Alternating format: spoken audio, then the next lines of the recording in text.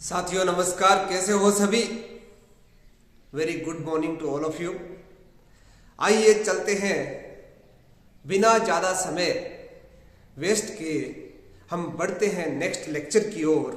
CUET 2025 की series, जिसमें हम बूस्टर डोज का 2.0 एक सीरीज चला रखी है, एक श्रृंखला चला रखी है। उसका सेकेंड लेक्चर आज के दिन हम अच्छे से अध्ययन करने जा रहे हैं। पहला चैप्टर इलेक्ट्रिक चार्ज और इलेक्ट्रिक फील्ड से सेकेंड लेक्चर में आज आपके सामने लेके आया हूं। और आपने पहला लेक्चर देख लिया होगा, आपको जरूर पसंद आया होगा।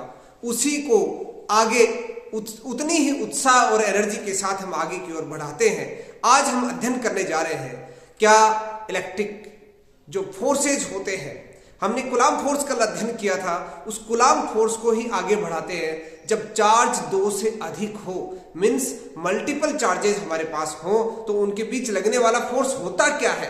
अक्सर आइए जानते हैं हम इस लेक्चर के अंदर, और इसके बाद में इस सीरीज में बहुत सारे जो टॉपिक्स हैं उसको हम कवर करने वाले हैं। आप मेरे से जुड़े रहिएगा।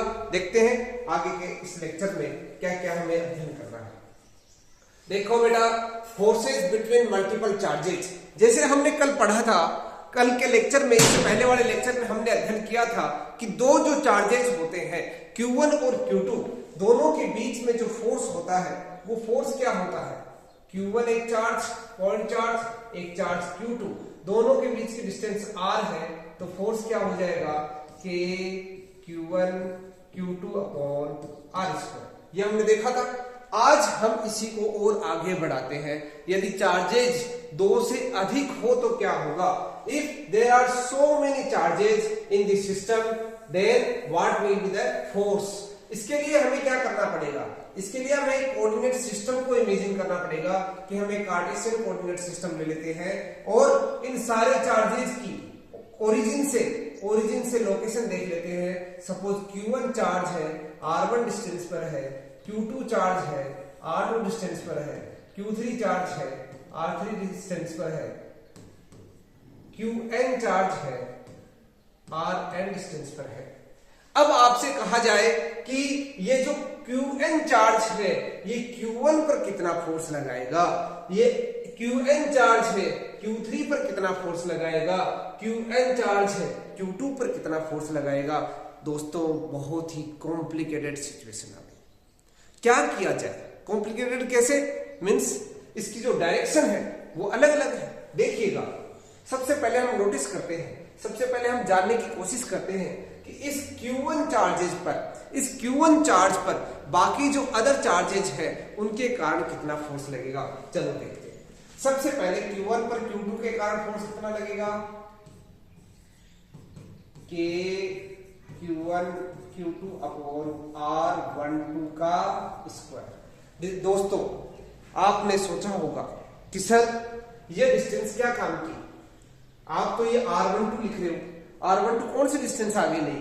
दोस्तों, कूलाम सर ने कहा था कि जो दो चार्जेस आप ले रहे हो दोनों के बीच की डिस्टेंस आपको लेनी है, न कि ओरिजिन से क्या डिस्टेंस है उनकी, उस डिस्टेंस को हमें लेना है। आपको उन दोनों चार्जेस के बीच की डिस्टेंस से मतलब है वो कहां रखे गए हैं, क्या कोऑर्डिनेट सिस्टम में कौन सी लोकेशन पर है, कौन सी उनकी पोजीशन है, उससे आपको कोई लेना देना नहीं है। बट उससे है, उससे उसका डायरेक्टली नहीं होकर क्या है, इनडायरेक्टली है। मीन्स ये जो डिस्टेंस निकालने का अपने पास जो तरीका होगा वो एक कोऑर्डिनेट सिस्टम जो है वो बतलाएगा कि ये डिस्टेंस कितनी है।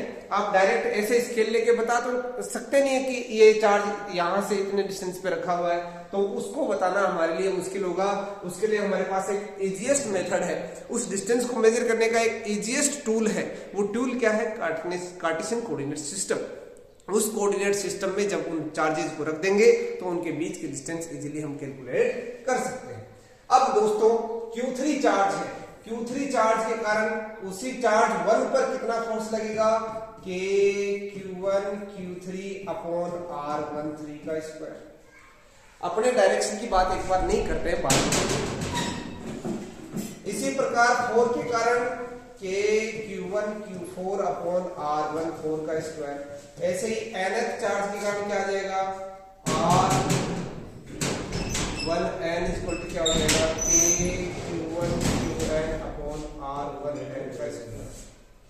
अब क्या होगा दोस्तों, अब होगा कि अब हमारे सामने सबसे बड़ी समस्या खड़ी होने जा रही है कि जो n चार्ज है वो उस 1 पर जो फोर्स लगा रहे हैं, उस फोर्स की जो डायरेक्शन है वो सारी की सारी क्या है, अलग अलग है। ये Q2 इसको इधर इस डायरेक्शन में, सपोज दोनों ये भारी भरकम है, ये इसके ऊपर, यानी इसके ऊपर चार्ज की जो मात्रा है वो ज्यादा है, तो इसके ऊपर क्या लगाएगा, ये धक्का लगाएगा। दोनों सेम पोलरिटी के हो तो धक्का लगाएगा, अपोजिट के हो तो अट्रैक्ट करेगा। ऐसे ही ये इसके ऊपर धक्का लगाएगा, तो इसकी बात करें तो इसकी डायरेक्शन ये होगी, इसकी डायरेक्शन क्या होगी, ये होगी। बताओ बेटा, ये तो क्या हो गया, बहुत ही कॉम्प्लिकेटेड हो गया। एक डायरेक्शन इधर, एक डायरेक्शन इधर, एक डायरेक्शन इधर।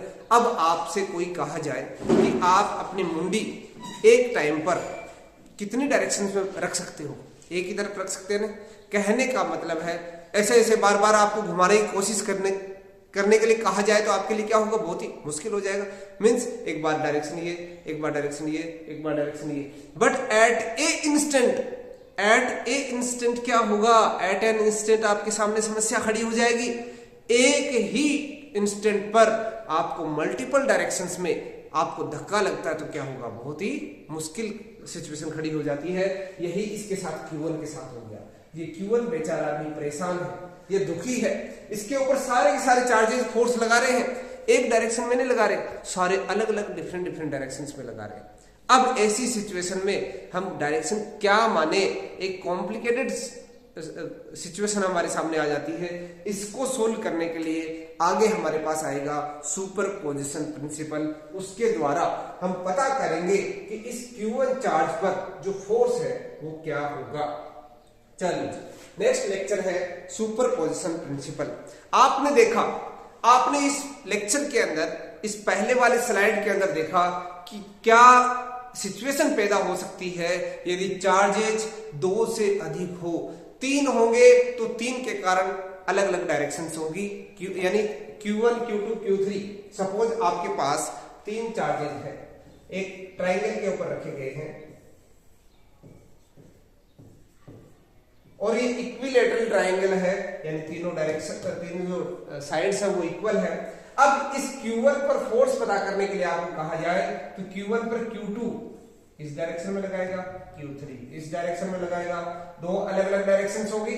अब क्या कहा जाए कि दोनों के कारण एक सिंगल डायरेक्शन निकालनी है, मींस जाएगा तो एक ही तरफ, मुंडी तो अपनी एक ही तरफ रह सकती है ना। मोमेंट सभी डायरेक्शन पे इसको फोर्स लगेगा, मींस इन दोनों के क्या लेने पड़ेंगे, अपने को कंपोनेंट लेने पड़ेंगे, घटक लेने पड़ेंगे। उसके बाद में आपको रिजल्टेंट एक डायरेक्शन मिलेगी और एक मैग्नीट्यूड मिलेगा, वो ये होगा, रिजल्टेंट होगा, एक रिजल्टेंट वेक्टर होगा। 11th क्लास में आपने पढ़ा भी है। तो कहने का मतलब ये है कि यहां पर जब 3 चार्जेस हो तो 2 फोर्स लगेंगे, दोनों को आपको कंपोनेंट लेने पड़ेंगे। यदि 3 से ज्यादा हो तो उतने ही क्या होंगे, नंबर ऑफ डायरेक्शंस हो जाएंगे।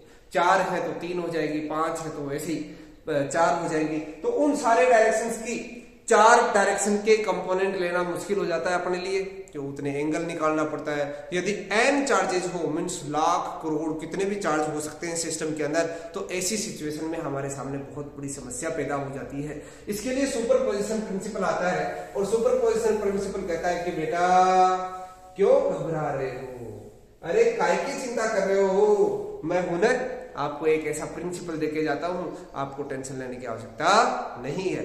सिंपली एकदम कूल एंड काम, एकदम शांत रहो, शांत चित्त रहो बेटा, तभी तो इस नेचर की स्टडी कर पाएंगे, तभी तो जन का कल्याण कर पाएंगे, लोगों का कल्याण कर पाएंगे। साइंस लोगों को दुख देने के लिए नहीं, सुख देने के लिए होती है। तो सुख देना है हमें, यानी सिस्टम को समझना है हमें, इजी करना है हमें, तो एक ऐसा प्रिंसिपल लेके आना पड़ा।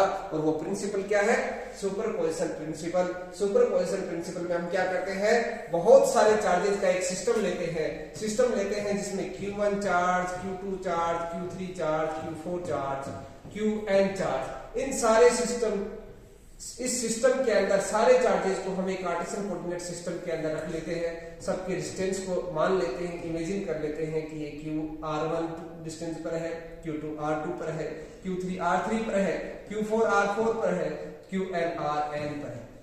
अब सुपरपोजिशन प्रिंसिपल ये कहता है मित्रों कि इन सारे चार्जेस के कारण जिस भी चार्ज पर आप फोर्स पता करना चाहते हो, जरूरी नहीं Q1 पर ही पता करो, आपकी मर्जी है। आप Qn पर पता करना चाहते हो, Q2 पर पता करना चाहते हो, Q4 पर पता करना चाहते हो, उस चार्ज से सिंपली उस फोर्स को, जो उस पर लगने वाला जो फोर्स है, बाकी चार्जेस के कारण लगने वाला जो फोर्स है, उसको डायरेक्टली क्या कर दो, ऐड कर दो। आपकी सारी की सारी समस्या का हल वहीं पर निकल जाएगा। कैसे ऐड करें सर? आपको पता करना है चार्ज 1 पर बाकी जो चार्जेस है। पहले तो ये बताओ कि आप अपने खुद के थप्पड़ लगवाने के लिए राजी रहते हो क्या? खुश रहते हो क्या? आदमी क्या खुद को पनिश कर सकता है? कभी नहीं। पनिशमेंट दूसरा करता है, दूसरा पनिश करता है। तो इसलिए यहां पर जो फोर्स लगाता है वो दूसरा चार्ज लगाता है। कोई सेल्फ जो फोर्स है यानी जो चार्ज है खुद अपने पर कभी भी फोर्स नहीं लगाता। मींस Q1 चार्ज पर फोर्स की बात करनी है तो Q1 के अलावा उस सिस्टम के अंदर जितने भी चार्ज हैं, Q1 के अलावा जितने भी उस सिस्टम के अंदर चार्ज है, वो सारे के सारे उसके ऊपर क्या लगाएंगे? फोर्स लगाएंगे। तो सुपरपोजिशन प्रिंसिपल क्या कहता है मित्रों कि जो भी चार्ज है जिस पर आप फोर्स पता करना चाहते हो, जो नेट फोर्स होगा उस चार्ज पर यानी Q1 पर, तो वो बाकी जो चार्जेस हैं उसके कारण लगने वाले फोर्स को क्या कर दो? सिंपली ऐड कर दो। यानी इस 1 पर 2 के कारण कितना फोर्स लगेगा, 3 के कारण कितना लगेगा, 4 के कारण कितना लगेगा, n के कारण कितना फोर्स लगेगा, सबको क्या कर दो? वेक्टोरियल ऐड कर दो, सदिश रूप से उनको जोड़ दो। ये क्या है? अपना सुपरपोजिशन प्रिंसिपल, अध्यारोपण का सिद्धांत। बहुत ही शानदार है। चलो, एक ऐसी ही घटना जो आपके पास बहुत सारे चार्जेस वाली हो, आप समझ सकते हो कि आपके पास ऐसी घटनाएं मिलती है क्या? अपने डेली लाइफ में ऐसी सिचुएशन आपके सामने पैदा होती है क्या जहां पर मल्टीपल चार्जेज हो? Multiple charges, continuous charge distribution है, वहां पर भी आप इसके ऊपर अध्ययन करोगे कि वहां पर भी बहुत सारे चार्जेस हैं। पर कंटिन्यूअस चार्ज डिस्ट्रीब्यूशन में इसमें थोड़ा सा अंतर है। अंतर यह है कि वहां कंटिन्यूअस होती है, यहां पर डिस्क्रीट चार्ज डिस्ट्रीब्यूशन होता है। यानी यहां पर आप काउंट कर सकते हो, एक एक काउंट कर सकते हो कि 1 लाख, 10 लाख, 20 लाख, 100, 200, 500, यानी आप उनको काउंट करके एक एक चार्जेस को उनको आइडेंटिफाई कर सकते हो कि ये चार्ज इस कोऑर्डिनेट सिस्टम के अंदर ओरिजिन से कितने डिस्टेंस पर है। तो ऐसी सिचुएशन यदि आपके पास हो तो ऐसे सिस्टम के लिए आप नेट फोर्स निकाल सकते हो।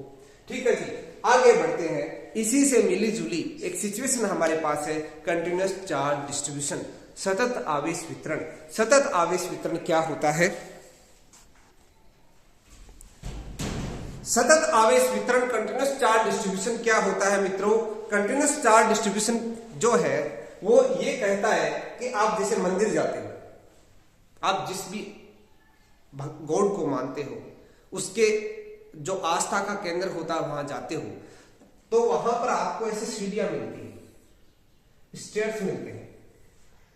इन सीढ़ियों पर चढ़ते हो तो आप ऐसे काउंट करते जाते हो, क्योंकि ज्यादातर जो आस्था के केंद्र है पहाड़ों में होते हैं। पहाड़ों में क्या है? 1 सीढ़ी, 2 सीढ़ी, 3 सीढ़ी, 4 सीढ़ी, 5 सीढ़ी, हजारों सीढ़ियां आपको चढ़नी पड़ती है। तब आप उस टाइम पर आभास करते हो, उस टाइम पे काउंट करते हो कि अब की बार तो 100 पूरी होगी, 101 पूरी होगी, 102 पूरी होगी। कहते हो ना, क्योंकि उस टाइम पे हमारे लिए एक स्टेप को कवर करना, ज्यादा ऊंचाई पर जब चले जाते हैं तो एक एक स्टेप बहुत मुश्किल हो जाती है। वो सिंगल स्टेप यानी हर एक स्टेप आप काउंट करते हो। काउंट करने वाला जो भी सिस्टम है, यानी जो मल्टीप्लिकेशन वाला सिस्टम है, इंटीग्रल मल्टीपल वाला जो सिस्टम है, वही क्या है? डिस्क्रीट सिस्टम है। बट यही यदि कोई अपंग आदमी होता, उसके लिए यहां पर एक साइकिल होती, ट्राई साइकिल होती, उस पर उसको बिठा के ले जाया जाता या उड़न खटोले से ले जाया जाता। तो इसी उड़न खटोले से हम यदि ले जाते हैं तो आपको क्या मिलता है? एक ऐसा रस्सी मिलती है। उस रस्सी के जरिए हम क्या करते हैं? उस रस्सी के जरिए एक यहां से, जैसे यहां से एक डोरी बांध कर एक ऐसे ले जाते हैं, तार ले जाते हैं। उस तार के जरिए यहाँ पर एक उड़न खटोला लटका देते हैं, इसके अंदर आप उसको बिठा देते हैं। ज्यादातर आप क्या करते हो? ये सीढ़ियां यदि कवर नहीं कर पाते हो, आपके अंदर इतनी हिम्मत नहीं है, तो आप इस खटोले से जा सकते हो। जब इस खटोले से जाते हैं तो यहाँ पर क्या आपको कुछ काउंट करना पड़ता है? Definitely not. आपको कुछ भी काउंट करने की आवश्यकता नहीं है, वहां कोई स्टेप्स नहीं है, आप इजीली जा सकते हो। मशीन ले जाती है, आपको जाने की जरूरत ही नहीं। या सिंपली यहां पर कोई रैंप हो, तो रैंप पर चढ़ रहा हो तो क्या आप अपने कुछ काउंट करते हैं? वहां पर कुछ भी काउंट नहीं करते। मींस ऐसा जो सिस्टम है, ये कैसा सिस्टम है? ये कंटिन्यूअस डिस्ट्रीब्यूशन है, ये कंटिन्यूअस है। पर ये सिस्टम कैसा है? ये डिस्क्रीट है। तो ऐसा ही चार्जेस के साथ भी होता है। चार्ज भी जो है वो कंटिन्यूअस भी डिस्ट्रीब्यूट हो सकता है, डिस्क्रीट भी हो सकता है, उनको काउंट भी किया जा सकता है। काउंट करते हो तो डिस्क्रीट सिस्टम कहलाता है, जैसा हमने पहले अध्ययन किया है। अभी जो स्टडी करके आए हैं, सुपरपोजिशन प्रिंसिपल पढ़ के आए हैं ये, और कुलाम्स लॉ पढ़ा है। कुलाम्स लॉ में भी हम एक सिंगल चार्ज की बात करते हैं, दो चार्जेस को हम लेते हैं, उनके बीच में फोर्स पता करते हैं। बट यहां पर जब चार्ज डिस्क्रीट ना हो तो दूसरा सिस्टम क्या हो सकता है? Continuous distribution. जैसे सर्दी के दिनों में आप क्या करते हो? कंबल ओढ़ते हो। जो कंबल होता है, कंबल सिल्की होता है, उसके ऊपर आप जैसे हाथ रगड़ते हो तो उसके ऊपर क्या आ जाता है? चार्ज आ जाता है। चार्ज आ जाता है। क्या आप ऐसे काउंट कर सकते हो? लो सर 1, लो सर 2, 3 चार्ज ले लो सर, 100 चार्ज। ये देखो 100 चार्ज मैंने इकट्ठा कर लिए। क्या कभी आपने ऐसा किया? कभी आपने उसको काउंट करके देखा कि मेरे पास 100 चार्ज इकट्ठा हो गए, मेरे पास 1000 चार्ज इकट्ठा हो गए? कभी नहीं, क्योंकि वहां पर जो चार्ज का डिस्ट्रीब्यूशन होता है दोस्तों, वो होता है कंटिन्यूअस चार्ज डिस्ट्रीब्यूशन। आइए देखते हैं कंटिन्यूअस चार्ज डिस्ट्रीब्यूशन कितने प्रकार का होता है। कंटिन्यूअस चार्ज डिस्ट्रीब्यूशन मुख्यतः 3 प्रकार का होता है। कंटिन्यूअस चार्ज डिस्ट्रीब्यूशन 3 प्रकार का होता है। एक होता है line charge distribution, line charge distribution, रैखिक आवेश वितरण। दूसरा होता है सरफेस चार्ज डिस्ट्रीब्यूशन, और तीसरा होता है दोस्तों वॉल्यूम चार्ज डिस्ट्रीब्यूशन।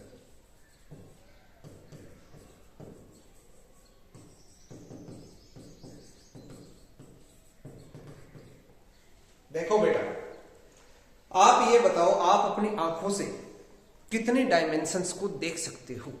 अपनी आंखों से हम कितने डायमेंशन को ऑब्जर्व कर सकते हैं?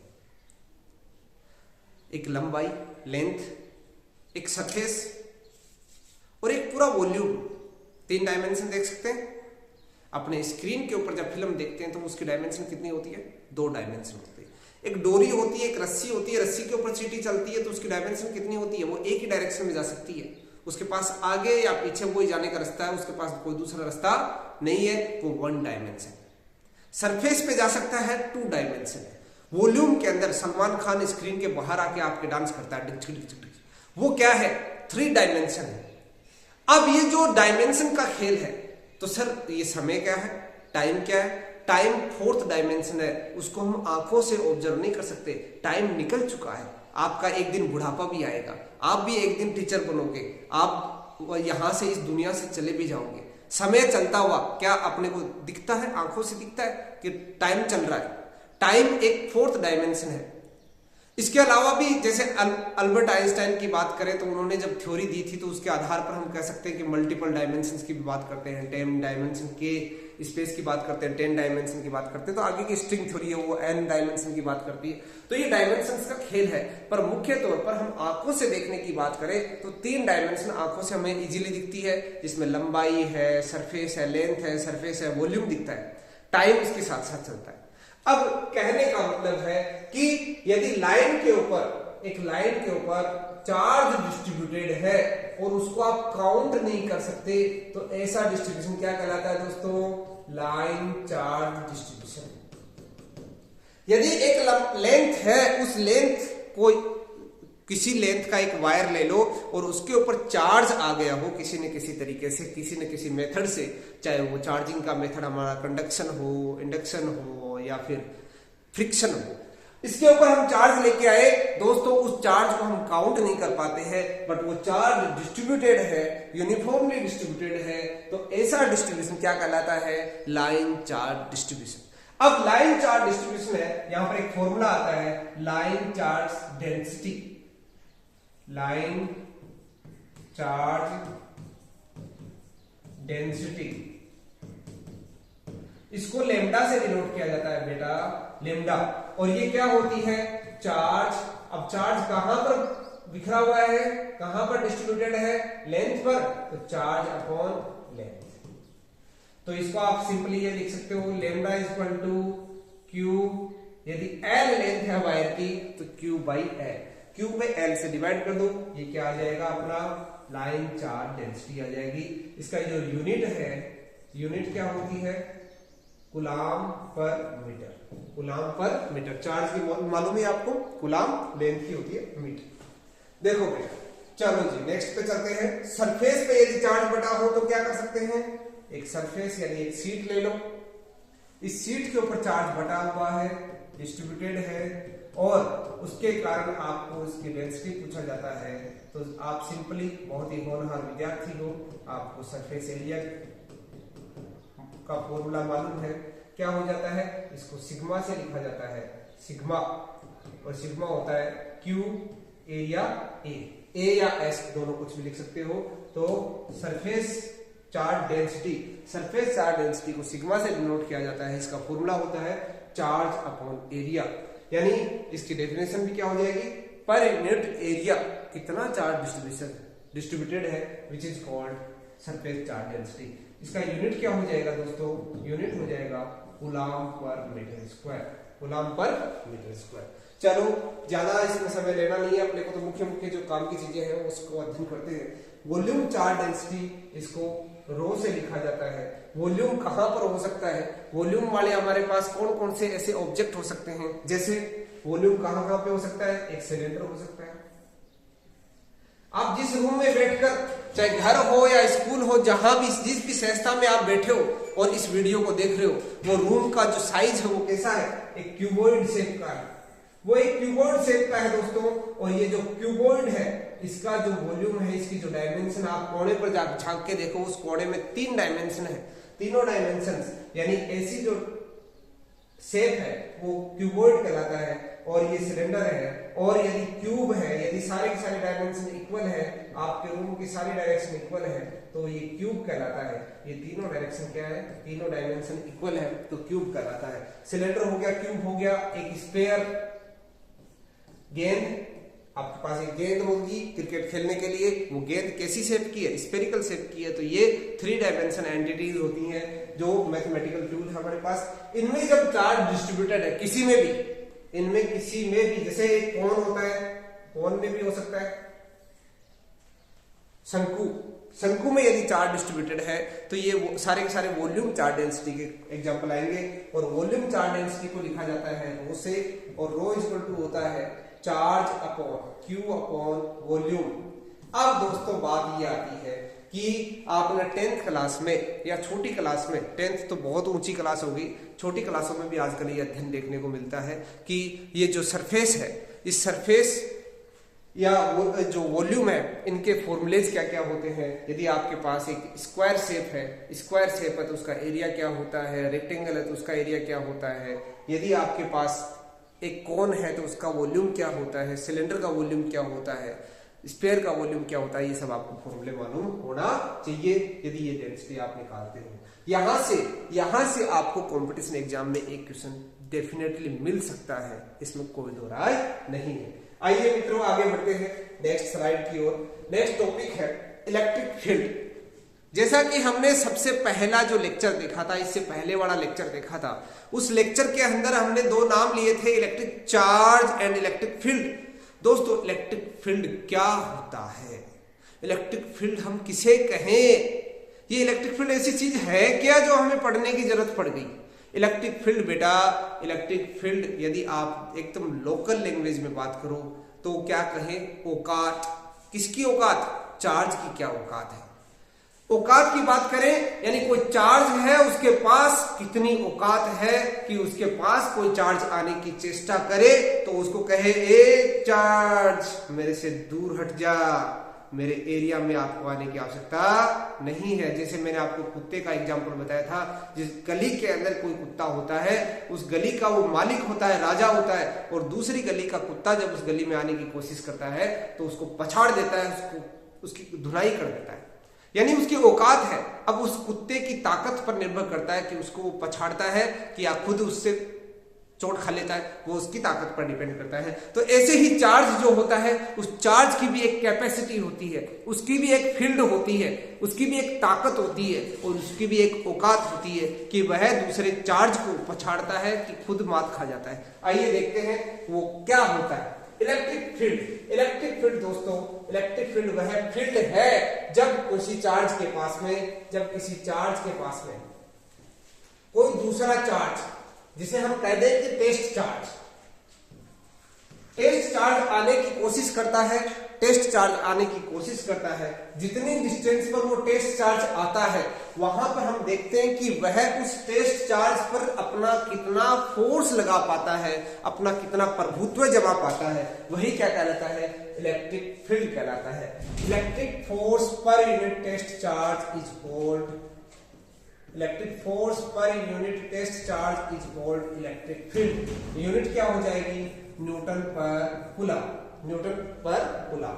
आइए सबसे पहले हम फोर्स पता करते हैं।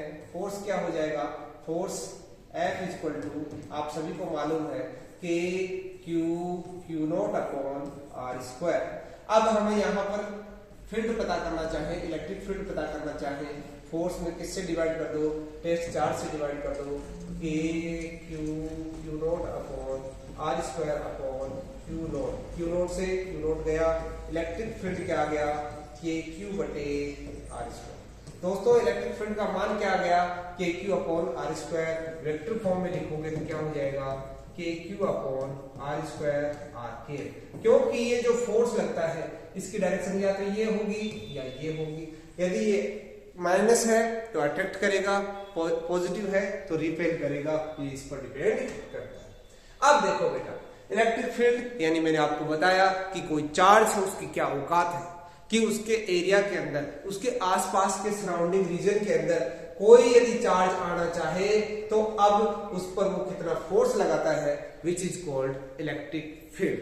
अब देखो बेटा, जैसे जैसे R का मान क्या होता जाएगा, कम होता जाएगा, R का मान कम होता जाएगा, इलेक्ट्रिक फील्ड की वैल्यू कैसे कम होती जाएगी, R स्क्वायर के टर्म्स में कम होती जाएगी। मीन्स उस चार्ज के जस्ट पास का जो रीजन है वहां पर उसकी ताकत ज्यादा है, वहां पर वो ज्यादा ताकत से फोर्स लगा सकता है, परंतु जैसे जैसे डिस्टेंस बढ़ती जाती है उसका जो ताकत है, उसकी जो फोर्स है वो क्या होती जाती है, कम होती जाती है। वही तो कारण है, कुत्ता गली का मालिक होता है, दूसरी गली का नहीं। अपनी गली के अंदर ही उसका ताकत बढ़ जाती है, परंतु जैसे जैसे डिस्टेंस बढ़ती जाएगी वो उसका जो फोर्स है वो कम होता जाएगा। चलो जी, ये जो टॉपिक है, इस टॉपिक को आप दूसरे तरीके से ये कह सकते हो कि एक पॉइंट चार्ज है, उसके कारण, पॉइंट चार्ज Q के कारण कितना फोर्स लगेगा R डिस्टेंस पर, तो उसके लिए भी सेम टू सेम टॉपिक काम करेगा। आइए बेटा, अब हम पढ़ते हैं। ये जो पॉइंट चार्ज वाला मैंने आपको जो बताया, ये पॉइंट चार्ज वाले की ये केस सेम टू सेम है जो हमने पहले पढ़ा, दोनों के अंदर हमने डिस्कस कर लिया। अब हम पढ़ते हैं इलेक्ट्रिक फील्ड लाइंस। यहां से भी बेटा क्वेश्चन बनता है, कॉन्सेप्चुअल क्वेश्चन बनता है, चाहे CUET या नीट या किसी भी एग्जाम की बात करो, वहां पर इससे संबंधित क्वेश्चन बोर्ड ने भी, इवन जैसे राजस्थान बोर्ड ने भी इस साल क्वेश्चन पूछा था कि ये जो फील्ड लाइंस है ये कौन सी सही है कौन सी गलत है, ये आपको बताना था। कहने का मतलब कॉन्सेप्ट आपका क्लियर है तो यहां से आप क्वेश्चन का आंसर दे सकते हो। आइए जानते हैं इलेक्ट्रिक फील्ड लाइंस होती क्या है। आपने अभी जाना कि इलेक्ट्रिक फील्ड क्या होता है। इलेक्ट्रिक फील्ड जैसे आपके पास कोई चार्ज है, टेस्ट चार्ज है, टेस्ट चार्ज को इस चार्ज के पास लेके आए, यानी कोई प्लस चार्ज है और इस प्लस चार्ज के पास एक ताकत है कि वह उसके पास यदि कोई प्लस चार्ज आए, पॉजिटिव चार्ज आए तो उसको रिपेल करेगा, यदि नेगेटिव चार्ज आए तो उसको अट्रैक्ट करेगा। यदि हमारे पास कोई टेस्ट चार्ज आए तो टेस्ट चार्ज पर एक फोर्स लगाएगा और उसके कारण एक इलेक्ट्रिक फील्ड होगी और उसकी वैल्यू होगी KQ अपॉन R स्क्वायर। यह हमने जाना है।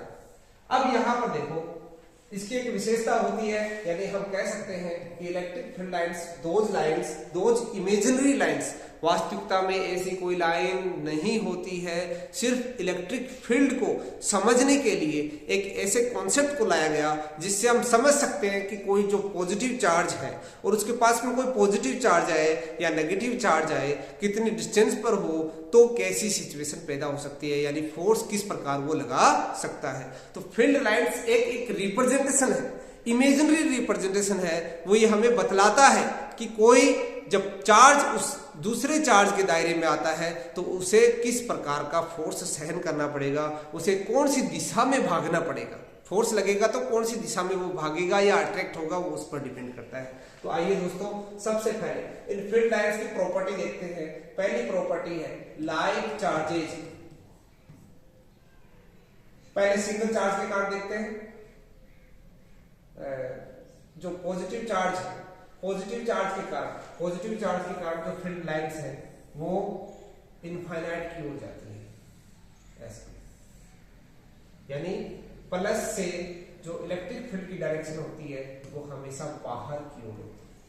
पॉजिटिव से हमेशा किधर होती है, बाहर की ओर होती है, या आप सभी ने जाना भी। यदि यहां पर हमारे पास नेगेटिव चार्ज आ जाए तो, यदि यहां पर नेगेटिव चार्ज आ जाए तो ये डायरेक्शन क्या हो जाएगी, पलट जाएगी। यानी इसको मैं छोटे छोटे साइज में लेता हूं। चलो,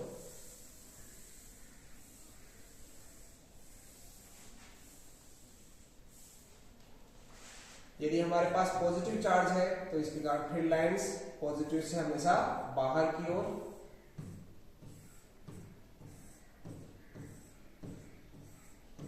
यदि नेगेटिव चार्ज है तो इनफाइनाइट से नेगेटिव की ओर आएंगे सारे चार्जेस, क्योंकि टेस्ट चार्ज कैसा है, पॉजिटिव है। और यदि पॉजिटिव और नेगेटिव दोनों सिचुएशन बने, एक प्रॉपर्टी। कहने का मतलब है, पहली प्रॉपर्टी क्या है कि जो पॉजिटिव चार्ज है उससे फील्ड लाइंस हमेशा बाहर की ओर होती है, आउटवर्ड्स, और नेगेटिव चार्ज है उसके कारण इनवर्ड्स, हमेशा अंदर की ओर होती है, इनफाइनाइट से आती हुई अपने को लगती है। दूसरी जो प्रॉपर्टी है, तीसरी जो प्रॉपर्टी है, यदि प्लस चार्ज हो और दूसरा भी प्लस चार्ज हो तो फील्ड लाइंस कैसी होगी, प्लस प्लस के पास जाने की कोशिश करेगा क्या, न तो ये जाएगा न ये जाएगा। बोले तुम अपनी खुद की देखो, मैं मेरी देखूंगा, तुम अपनी देखो। तो बोला मैं मेरे पास तुम्हें नहीं आने दूंगा, तो तुम यहां से मुड़ जाओ, सीधी गली निकल जाओ। सीधी सी बात ये क्या करेंगे, अपनी दिशा में मुड़ जाएंगे। ऐसे ही ये मुड़ जाएगा,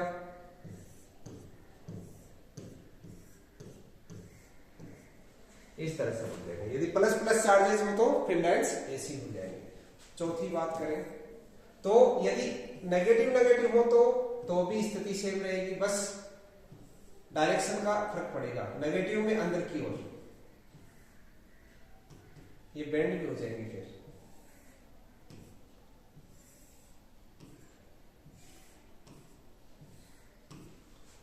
ऐसे इसमें भी बेंड हो जाती है बेटा।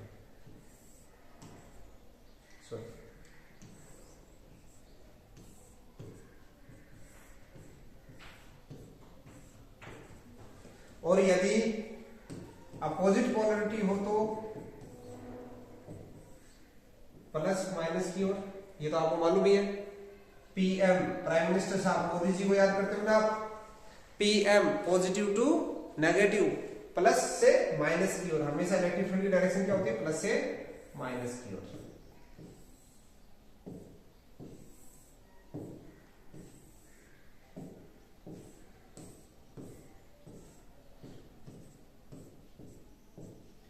ये इधर मिलने की कोशिश करेंगे,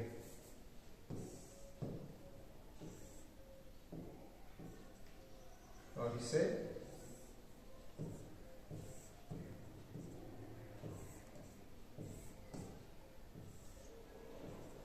ऐसा है।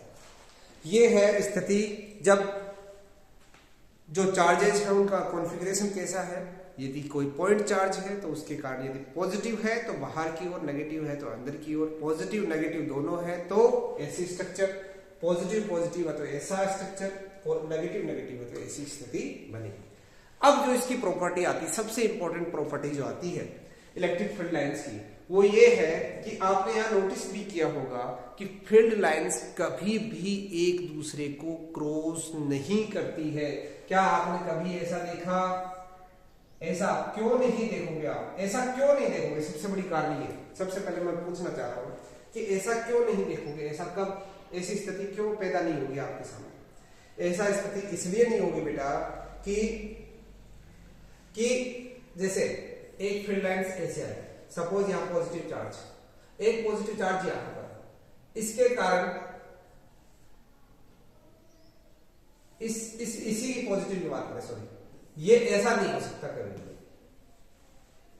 ये ऐसा कभी भी नहीं हो सकता ऐसे कि आप तो कहोगे सर ये बहुत अच्छी ज्योमेट्री बन रही है, ऐसा तो बनाना चाहिए, सुंदर सा स्ट्रक्चर बनेगा। आपको इस सुंदरता से कोई लेना देना नहीं है, ये पॉसिबल ही नहीं है। क्यों नहीं है? आपको कोई कहे कि एक टाइम पर आप किसी इंस्टेंट पर आप 3 डिफरेंट डायरेक्शन में देख के बताओ। हमारे गुरुजी तो कहते हैं कि हम गर्दन पीछे जो है ना यहां से भी देख सकते, वो गलत कहते हैं। उनका इमेजिनेशन, दिमाग के इमेजिनेशन से देख पाते हैं। वास्तविकता में आपकी जो आंखें हैं केवल और केवल आंखें जिधर इशारा करेंगी उधर ही देख पाओगे। आपने इधर देखा तो आप इधर की स्थिति देख पाओगे, इधर देखा तो इधर की स्थिति देख पाओगे। आपके मैं सामने देख पा रहा हूं तो आपकी स्थिति देख पा रहा हूं। कहने का मतलब है कि एक किसी क्षण पर, किसी इंस्टेंट पर केवल हम एक सिंगल डायरेक्शन में ही देख सकते हैं, आप मल्टीपल डायरेक्शंस में नहीं देख सकते। तो यहां पर क्या होगा, यदि सपोज यहां की बात करें तो यहां पर आपने देखा होगा फील्ड लाइंस की प्रॉपर्टी ये होती है कि इलेक्ट्रिक फील्ड लाइंस के ऊपर जो टेंजेंट होता है, जो स्पर्श रेखा होती है, वो उस पॉइंट पर, इस पॉइंट पर किसको बताएगी? उसकी इलेक्ट्रिक फील्ड की डायरेक्शंस को रिप्रेजेंट करेगी। तो यहां पर यदि मैं इलेक्ट्रिक फील्ड की डायरेक्शन लिखना चाहूं, डिनोट करना चाहूं, तो यहां पर बताओ बेटा कितनी होगी? एक ये होगी, एक ये 3 होगी। और आपको मैंने अभी बताया कि एक किसी इंस्टेंट पर हम 3 डायरेक्शन में कभी नहीं देख सकते, केवल एक ही डायरेक्शन में देख सकते हैं। इसलिए ये क्या होता है, गलत बात है कि इलेक्ट्रिक फील्ड लाइंस कभी भी एक दूसरे को क्रॉस नहीं करती है, एक दूसरे को नहीं काटती है। ठीक है बेटा, ये होता है कंप्लीट। अब चलो, इलेक्ट्रिक फील्ड लाइंस पॉजिटिव से बाहर की ओर निकलती है, नेगेटिव से अंदर की ओर आती है, इनफाइनाइट से अंदर की ओर आती है। प्लस से कैसा होता है, प्लस प्लस हो तो कैसा होता है, माइनस प्लस हो तो कैसा होता है, माइनस प्लस हो तो कैसा होता है, माइनस माइनस हो तो कैसा होता है। ये सारी हमने स्थिति जान ली। और उनके इलेक्ट्रिक फील्ड की जो डायरेक्शन है उसको रिप्रेजेंट करने के लिए हमें एक टेंजेंट ड्रॉ करना पड़ेगा, एक स्पर्श रेखा खींचनी पड़ेगी इलेक्ट्रिक फील्ड लाइंस के ऊपर। साथ ही साथ हमने देखा कि इलेक्ट्रिक फील्ड लाइंस यदि पास पास है और यहां पर दूर दूर है, तो पॉइंट 1 और पॉइंट 2 की बात करें तो पॉइंट 1 पर जो इलेक्ट्रिक फील्ड होगा वो पॉइंट 2 की तुलना में पॉइंट 2 के कंपैरिजन में क्या होगा, ज्यादा होगा। यानी जहां पर फील्ड लाइंस डेंस होंगी वहां इलेक्ट्रिक फील्ड ज्यादा होगा, जहां पर वो दूर दूर होंगी वहां इलेक्ट्रिक फील्ड का मान इसके कंपैरिजन में क्या होगा, कम होगा। ये एक दूसरे को कभी भी क्रॉस नहीं करती हैं। ये सारी की सारी प्रॉपर्टीज इनकी हो गई।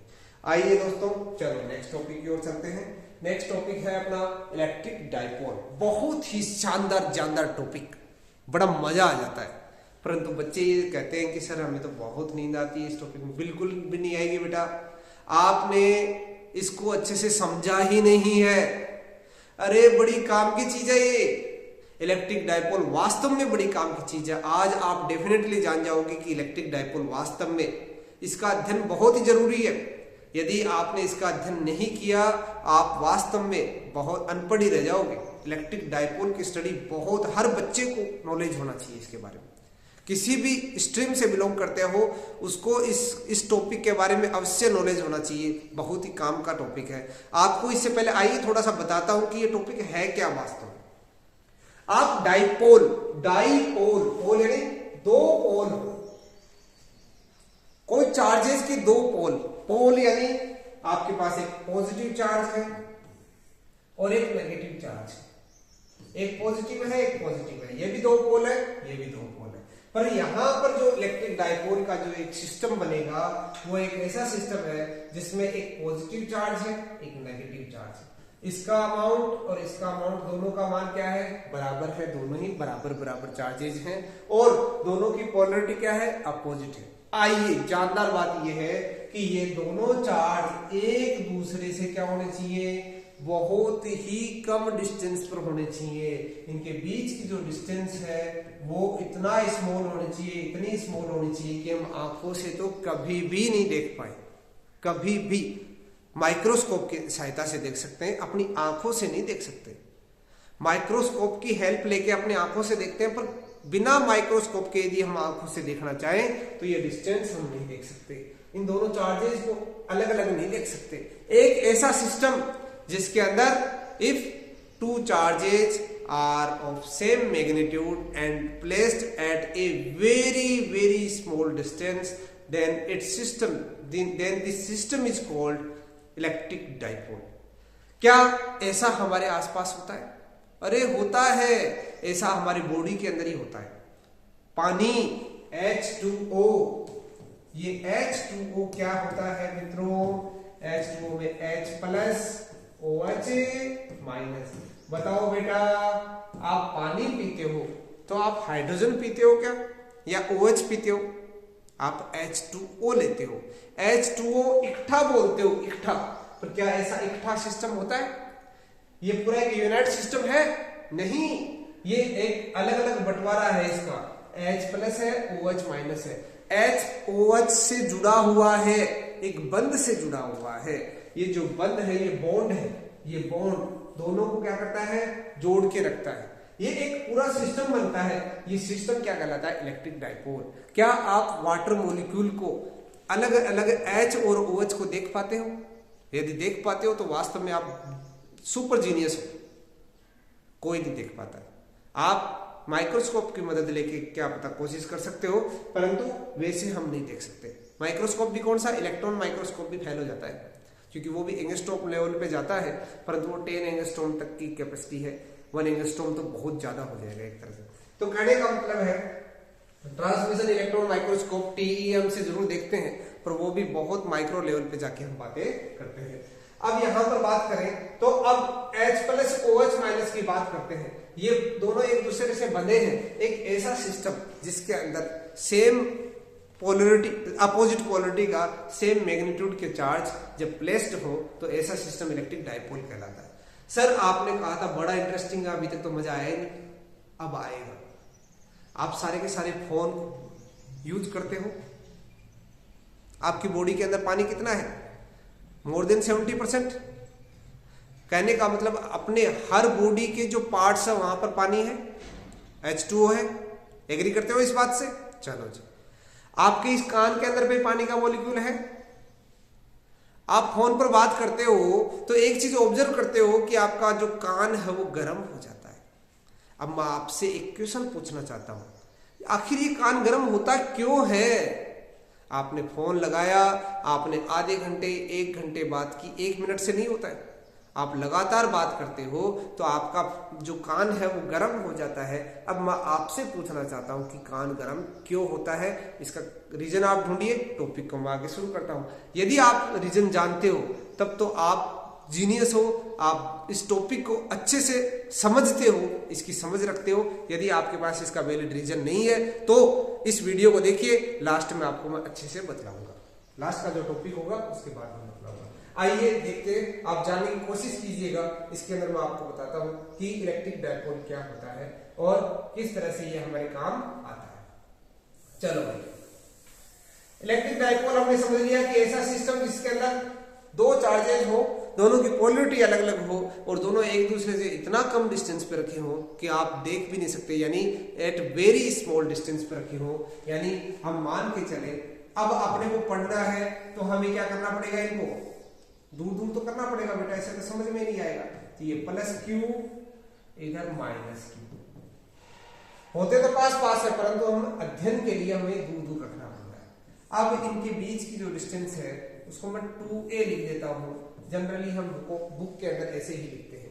क्यों लिखते हैं इसका कारण भी है क्योंकि जो कुछ भी होगा, आपने centre of mass 11th class में पढ़ा होगा। सेंटर ऑफ मास ये कहता है कि एक ऐसा पॉइंट सिस्टम का जहां पर सारे के सारे फोर्सेज लगते हो।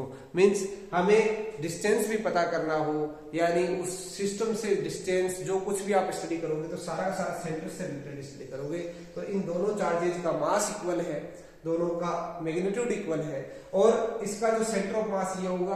अब इस सेंटर ऑफ मास से जो भी हम स्टडी करेंगे, मींस इसकी एक्सिस पे इलेक्ट्रिक फील्ड क्या होगा, इक्वेटोरियल पे क्या होगा, आइए सबसे पहले जानते हैं। ये इसकी क्या होगी, ये एक्स होगी, एक्सिस। ये इसके सेंटर से गुजरने वाली लाइन ये क्या कहलाएगी, इसे बोलेंगे मैं इक्वेटोरियल, इक्वेटोरियल लाइन। अब दोस्तों आपसे एग्जाम के अंदर पूछा जाता है कि एक इलेक्ट्रिक डायपोल है, उसकी एक्सिस पे इलेक्ट्रिक फील्ड की वैल्यू क्या होगी और इसकी इक्वेटोरियल लाइन पर इलेक्ट्रिक फील्ड की वैल्यू क्या होगी।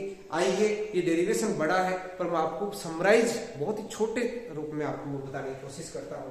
देखो मैंने क्या किया, इसके सेंटर से एक डिस्टेंस ले ली x, और उस x डिस्टेंस पर मैंने क्या किया, यहां पर एक टेस्ट चार्ज रख दिया Q नोट। अब इस Q नोट पर मेरे को क्या पता करना है, इलेक्ट्रिक फील्ड पता करना है। बताओ, पहली बात तो ये आपसे मैं पूछना चाहूंगा, ये जो सिस्टम है यानी ये इलेक्ट्रिक डायपोल है जिसमें दो चार्ज है, कितने चार्ज है, दो। ये डिस्क्रीट है, कंटिन्यूअस है, हालांकि मैंने बोल दिया, बोलना नहीं चाहिए था। इसमें दो चार्जेस का सिस्टम है, दो मैंने बोला दो, तो क्वांटाइज्ड हुआ कंटिन्यूअस हुआ, क्वांटाइज्ड हुआ ना। अब क्वांटाइज्ड सिस्टम है, ऐसी स्थिति में हम यहाँ पर इलेक्ट्रिक फील्ड पता करना चाहेंगे तो क्या करो, उस दोनों चार्जेस के कारण उस पॉइंट पर कितना फोर्स लगेगा वो पता कर लो, और फिर उसमें Q नोट का क्या लगा दो, भाग लगा दोगे। सपोज इसके कारण फोर्स F1, इसके कारण फोर्स F2, दोनों में क्या लगा लो, Q नोट का भाग लगा दो। अब भाग कब लगाएंगे ना भाई, इससे डिस्टेंस कितनी है, हमने तो इसके सेंटर से मेजर किया है, क्योंकि हमें पता है सेंटर ऑफ मास का है सेंटर पर, तो जो भी इस सिस्टम से डिस्टेंस लेंगे वो उसके सेंटर से लेंगे, ठीक है। तो यहां से डिस्टेंस क्या हो जाएगी, पूरी कितनी है, यहां से हम क्या ले लेते हैं x, यहां से x है, ठीक है। तो यहां से कितनी हो जाएगी, ये पूरी a है, यहां से यहां वाली क्या हो जाएगी, ये a है, तो ये कितनी हो जाएगी x माइनस a, या r लिया हो तो r बोल देना, कोई दिक्कत नहीं। चलो r आपके दिमाग में r चल रहा है तो r ले लेता हूं इसको, तो इसको भी r बोल देना। अब इसकी डिस्टेंस कितनी हो जाएगी, सर आप ये डिस्टेंस क्यों लेना चाह रहे हो, बेटा डिस्टेंस नहीं लेंगे तो फोर्स कैसे पता करोगे आप। गुलाम सर ने क्या कहा था, दो फोर्स पता करने के लिए दोनों चार्जेस की वैल्यू कितनी है और दोनों के बीच की डिस्टेंस कितनी है, दो चीजें चाहिए हमें। यहाँ पर भी दो चीजें चाहिए, इन चार्जेस की वैल्यू कितनी है और उन दोनों के बीच की डिस्टेंस कितनी है, यानी इसके और इसके बीच में, इसके और इसके बीच की डिस्टेंस पता होना जरूरी है और दोनों की वैल्यूज पता होना जरूरी है। अब मैं पता करता हूं इसके कारण इस पर लगने वाला फोर्स। देखो बेटा, जो डायरेक्शन है इलेक्ट्रिक फील्ड की बहुत जरूरी है, यानी ये जो इलेक्ट्रिक फील्ड है इस नेगेटिव वाले के कारण पहले पता कर लो। नेगेटिव के कारण क्या आ जाएगी, प्लस से मैंने आपको बताया था prime minister sir PM, plus से माइनस Q, प्लस से माइनस Q, प्लस से माइनस Q, यानी ये तो माइनस है तो सर इसको क्या माने, ये ड्यूल नेचर रहता है, माइनस के लिए प्लस, प्लस के लिए माइनस। अब यहां पर देखो, इस माइनस के लिए ये प्लस, तो इसकी डायरेक्शन क्या हो जाएगी, इलेक्ट्रिक फील्ड की डायरेक्शन ये हो जाएगी। इसको आप 1 बोल दो, इसको 2 बोल दो, तो ये E2 हो गया। इसको क्या बोल दो, 2 बोल दो।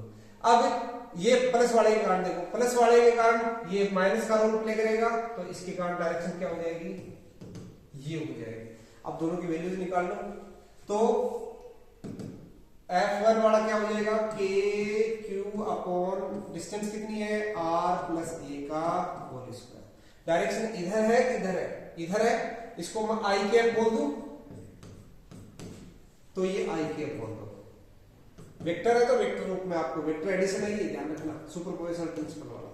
अब यहां पर KQ नेगेटिव वाले के कारण डायरेक्शन क्या हो जाएगी, नेगेटिव। देखो बच्चे कुछ कंफ्यूजन यहाँ पर भी हो रही है, सर यहाँ माइनस Q रख दें फिर डायरेक्शन लगा दें, तो फिर डायरेक्शन का मतलब क्या हुआ, माइनस से ही तो पता चला डायरेक्शन क्या है, इसलिए आपको केवल मैग्नीट्यूड रखना है यहाँ पर। और डिस्टेंस कितनी है, R माइनस A का whole square, are minus a का होल स्क्वायर, डायरेक्शन है माइनस का आई के, यहां से के की कॉमन ले लेना, 1/r प्लस ए का whole square minus 1/r minus a का होल स्क्वायर आई के, इस डायरेक्शन में हम लेके चलते हैं। अब यहां पर जब इसको सोल्व करोगे तो यहां से आर स्क्वायर ए स्क्वायर दोनों कट जाएंगे, इसको एलसीएम लेके सोल्व कर लोगे आप, ये सारा काम कर लोगे, ज्यादा जरूरत नहीं है, मैं डायरेक्ट लिख देता हूं। यहां पर 2r आएगा, यहां पर -2r आएगा, माइनस माइनस प्लस हो जाएगा, यानी 4r आएगा ऊपर, और नीचे आ जाएगा r स्क्वायर माइनस ए स्क्वायर का होल स्क्वायर। अब डायरेक्शन क्या है आई के, ये आ गया ई, ये इलेक्ट्रिक फील्ड आ गया। इसको और आगे हम सोल्व करें तो हम क्या कर सकते हैं, आपने पढ़ा है डायपोल मोमेंट क्या होता है, चार्ज इनटू चार्जेस के बीच की डिस्टेंस, ये क्या हो गया डायपोल मोमेंट। डायपोल मोमेंट की जो डायरेक्शन होती है इलेक्ट्रिक फील्ड के जस्ट अपोजिट होती है। इलेक्ट्रिक फील्ड जैसे सपोज प्लस से माइनस है, प्लस से माइनस ही है, तो डायपोल मोमेंट के कारण क्या आ जाएगी, माइनस से प्लस है, ठीक है। तो यहां पर चलो डायपोल मोमेंट की जो डायरेक्शन है यानी P इंटू 2a, इसको मैं यहां से रख देता हूं, यहां पर क्या हो जाएगा, हाँ एक्सिस पे चल रहा है, तो E इक्वल टू हमने क्या पढ़ा, K Q 4RA upon R square minus A square to power 2, ठीक है, R square minus A square to power 2। अब इसकी डायरेक्शन क्या आई थी, आई है। आपको पता है P वेक्टर की जो डायरेक्शन है वो क्या होती है, Q इंटू 2a, डायरेक्शन कौन सी होगी, माइनस की, यहां आई कैप ले रहे हो तो माइनस आई कैप। अब माइनस आई कैप यानी माइनस तो यहां पर नहीं है तो बनाना पड़ेगा, तो माइनस से दोनों तरफ मल्टीप्लाई कर दो, Q 2a साथ में माइनस से मल्टीप्लाई कर लो, आई कैप भी साथ में ले लो, और इसके साथ क्या बोल दो, 2 बाहर आ जाएगा, 4 है ना, 2r बाहर आ जाएगा, r square minus a square to power 2 आ जाएगा, ये आ जाएगा E वेक्टर। इसको मैं क्या लिख सकता हूं, P वेक्टर, तो E वेक्टर इक्वल टू, ये माइनस लिया था तो एक माइनस बाहर भी लेना पड़ेगा, तो minus k P vector 2r, तो 2kpr upon r square minus a square to power 2। Physics अपने को एक बहुत ही बढ़िया सी चीज देती है, वो कहती है कि जब आपके पास बहुत ही पैसे वाला आदमी हो और आपके पास पॉकेट में पैसा नहीं हो, तो बेटा तवज्जो उसको ही देनी है। आप अपने आप को कंगाली समझना, अपने आप को उससे बहुत बड़ा तोपसिंह मत समझना। आपके सामने बहुत ज्ञानी आदमी है और आपके पास थोड़ा सा ज्ञान है, तो उससे चुपचाप सुन लेना, उसी में भलाई है। फिजिक्स यही कहती है आप, यानी कहने का मतलब है जिसके पास जो, यानी धन की बात करो या नॉलेज की बात करो, जिसके पास ज्यादा है प्रभुत्व उसका हमेशा ज्यादा रहेगा, डोमिनेंट हमेशा वही रहेगा, तो इसलिए आपको उसका हमेशा ख्याल रखना है। तो कहने का मतलब है फिजिक्स कहती है कि जिसके पास कम है उसे इग्नोर करो भैया, उसको साथ लेने की आवश्यकता नहीं है। तो यहाँ कंडीशन क्या लगाएंगे, कंडीशन लगाएंगे कि जब a की वैल्यू, सिंस अपने को मालूम है कि जो चार्जेस होते हैं डायपोल के अंदर वो बहुत ही कम डिस्टेंस पर होते हैं, तो उनके बीच की जो डिस्टेंस है वो r से कम होगी, और यदि इसका हम स्क्वायर कर देंगे तो वो बहुत ही कम हो जाएगा। तो अब क्या करेंगे, इस a स्क्वायर के बट्टे में ये ले आओ, a square upon r square, ये 1 से बहुत कम हो जाएगा, तो यहां से r स्क्वायर हम कॉमन ले सकते हैं, और इसको आगे सोल्व करेंगे तो क्या हो जाएगा, E equal to minus 2kp vector r upon, यहां से r स्क्वायर का स्क्वायर क्या हो जाएगा, r की घात 4, यहां हो जाएगा 1 minus a square upon r square power, ये क्या हो जाएगा 0, जीरो मीन्स नगण्य, नेग्लिजिबल, ये नेग्लिजिबल हो गया, इसको हटा दो, 1 बचेगा, 1 का स्क्वायर करो 1 आएगा, मीन्स ये आएगा, 1 r कट जाएगा, e की वैल्यू क्या बन जाएगी, e equal to minus 2kp vector upon r cube. ये आता है इलेक्ट्रिक फील्ड, यानी p वेक्टर की अपोजिट डायरेक्शन में e की डायरेक्शन होगी और उसका जो वैल्यू होगा वो होगा minus 2kp upon r cube. Means जैसे जैसे r की वैल्यू बढ़ती जाएगी e की जो वैल्यू है वो घटती जाएगी। ऐसे ही आपको इक्वेटोरियल लाइन का पता करना है, ये आपका काम है। आपको मैं एक ये होमवर्क देता हूं, वहां पर आपको पता करना है। बस आपको हिंट बता देता हूं कि वहां पर जो ये वैल्यू आएगी वो इसकी आधी आएगी। यहाँ 2 की जगह 1 आ जाएगा, बाकी सेम सिस्टम यही रहेगा। बस जो डायरेक्शन है वो अपोजिट हो जाती है, वहां पर माइनस की जगह प्लस आ जाएगा। वो डिपेंड करता है आप अपवार्ड ऊपर की तरफ देखते हो या नीचे की तरफ देखते हो, उस पर डिपेंड करता है। तो इस प्रकार electric field due to a dipole. अब जो लास्ट का टॉपिक अपना बचता है हाँ, जो डाइपोल मोमेंट हमने पढ़ा, उससे इलेक्ट्रिक फील्ड देखा, इलेक्ट्रिक फील्ड और डाइपोल मोमेंट के बीच में एक रिलेशन देखा। अब हम एक जो लास्ट टॉपिक बचता है इस चैप्टर का, और वो है हमारा टॉर्क। जब हम इस डाइपोल को यूनिफॉर्म इलेक्ट्रिक फील्ड में रखेंगे तो उसके ऊपर एक टॉर्क लगेगा, और उस टॉर्क से हम बताएंगे कि आपका कान गर्म क्यों होता है। भैया कान गर्म हो गया ना, फोन को लगातार आप कान से लगाकर बात करते हो, अपने दोस्तों से बात करते हो, अपने एक नजदीकी मित्र से बात करते हो, तो आप समय का अंदाजा नहीं लगा पाते हो, और ऐसी स्थिति में फोन को लंबा चला जाता है, परंतु आपको एक बहुत बड़ा नुकसान भी होता है। आपका कान गर्म हो जाता है और उससे आपको बहुत सारे नुकसान झेलने पड़ सकते हैं। हो सकता है आपके कानों की सुनने की क्षमता जो है वो रिड्यूस होने लग जाती है, समय के साथ साथ कम होने लग जाती है। ये बहुत बड़ी समस्या है युवाओं के अंदर, विशेषकर आपकी जो जनरेशन है वो मोबाइल से बहुत ही ज्यादा टच में रहती है, तो उसके सामने ये बहुत बड़ी समस्या है। तो उस समस्या का निदान भी हमारे पास भी है, ठीक है। और इसी टॉपिक के जो अगर नेक्स्ट टॉपिक है वो आपको मैं नेक्स्ट लेक्चर के अंदर बताऊंगा। तब तक के लिए बहुत बहुत धन्यवाद। सबा खैर, टाटा, बाय बाय, जय हिंद। और मन लगाकर पढ़ते रहिए, आपके साथ उतने ही मन लगाकर, उतनी ही एनर्जी के साथ मैं आपके साथ तैयार हूं। जय हिंद, जय भारत।